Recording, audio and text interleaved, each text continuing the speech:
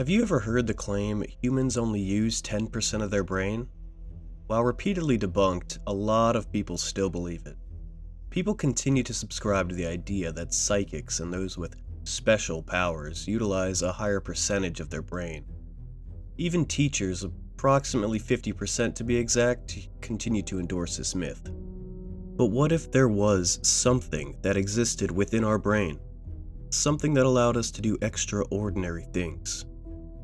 What if I told you that the United States government was, and probably still is, attempting to harness the power of the human brain? Join me as we uncover the facts surrounding the Department of Defense and Project Centerlane. Before we discuss the government's involvement in this matter, it's important to recognize the man behind it all, Dr. Robert Monroe. Born on October 30th, 1915, Monroe obtained a bachelor's degree from The Ohio State University in 1937. Shortly after, he began a career as a radio program executive, writer, and producer. In addition to his broadcasting career, Dr. Monroe pursued knowledge on accelerated learning and expanded forms of consciousness. This passion culminated with the founding of Monroe Institute of Applied Sciences, or MIAS. It was here that Monroe would claim to have successfully achieved accelerated learning, altered states of consciousness, and remote viewing. This was reportedly accomplished through what he called hemispheric synchronization, or Hemi-Sync. In the late 1970s, the United States Department of Defense was made aware of these success stories and covertly contacted Dr. Monroe. Shortly after, the doctor was granted a secret security clearance. In 1978, the United States Army Intelligence and Security Command, INSCOM, partnered with MIAS to test the applications of the Hemi-Sync process. This testing aimed to further enhance INSCOM's psychoenergetic efforts, which ultimately led to the classified creation of Project Centerlane. Testing continued into the 1980s, and in 1983, a letter from Lieutenant Colonel Wayne McDonnell revealed that the Army had tasked specific officers with uncovering all information pertaining to the Gateway experience, a term used synonymously with Hemi-Sync and other psychoenergetic research. In this letter, titled Analysis and Assessment of the Gateway Process, McDonnell outlines the mechanics and ultimate practicality of these phenomena.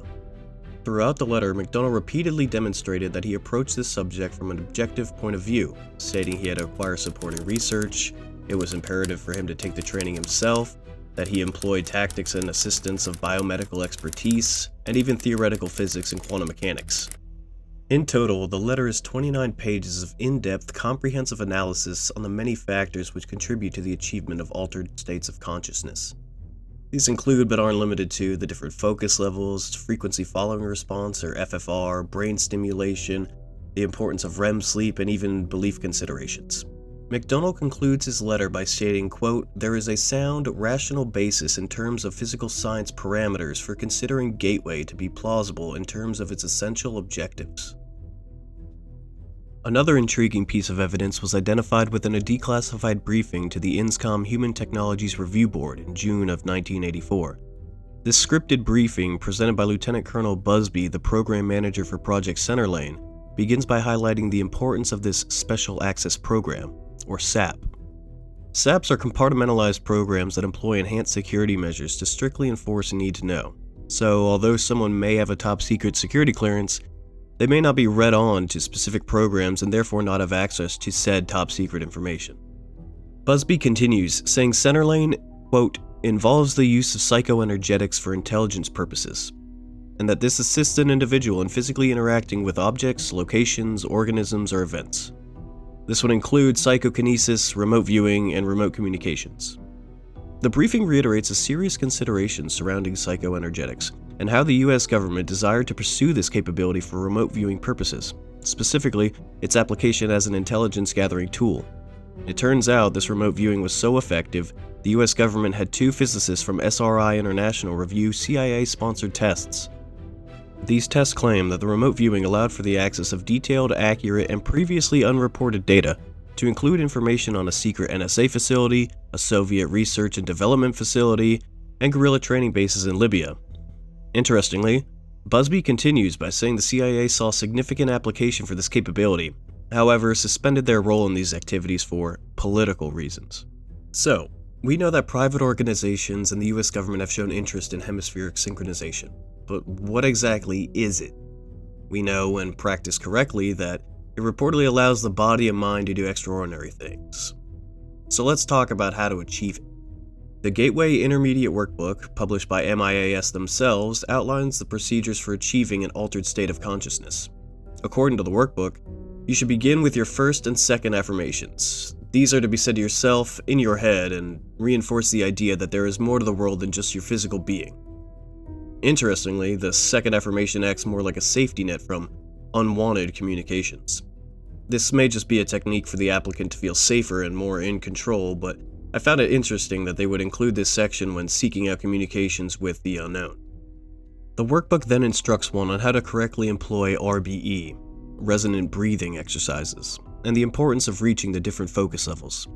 These focus levels are named this to avoid the connotations often associated with names. For example, Focus 10 is representative of deep relaxation. To reach Focus 10, the workbook instructs you to relax deeply in a comfortable position by counting from 2 to 10, each second becoming more and more relaxed. They make note that some may find this more difficult than others, and if it helps, you can associate parts of the body to each number, sequentially relaxing each part of the body. The workbook eventually outlines the criteria and methodology to achieve Focus 12 and then Focus 15. Focus 12 being high energy and Focus 15 being the natural rise of Focus 12 into its own separate energy level. It is within each focus that different things can be achieved. This includes remote viewing, creating a living body map, recharging the body, out-of-body experiences, and breaking pattern-like behavior. On screen now are images straight from the workbook. While rather crude depictions, they help convey what the paragraphs are referring to. These images are what one would aim to replicate when attempting to reach Focus 10. Now, according to my research, there are at least 6 cassette tapes that play an important role in assisting one's journey to different focus levels. These tapes reportedly assist in recreating the states one already knows. According to MIAS, the tapes alone will not guarantee altered states of consciousness.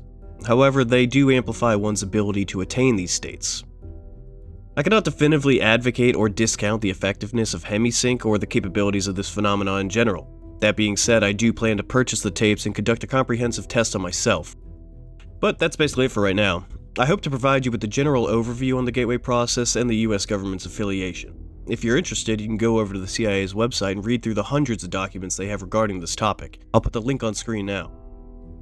So, do you think there is any validity to the Gateway process? Do you think the US government is continuing with experiments like this? Think about it.